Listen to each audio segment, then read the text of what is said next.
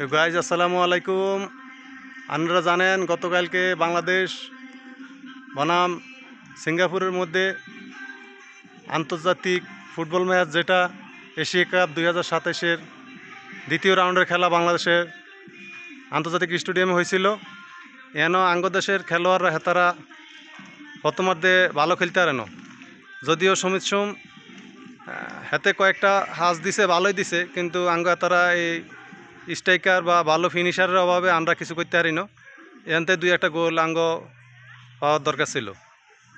যাক, দ্বিতীয়ার্ধে অনেক ভালো খেলছে, খেলার মান অনেক ভালো ছিল এবং তারা আন্তর্জাতিক মানের খেলা খেলছে দ্বিতীয়ার্ধে, কিন্তু আঙ্গ কোপাল খারাপ। তারপরে রেফারি আবার আঙ্গ প্রতিপক্ষ ছিল, নিশ্চিত একটা হিলান্টিক থেকে হাতে আঙ্গরে বঞ্চিত করছে।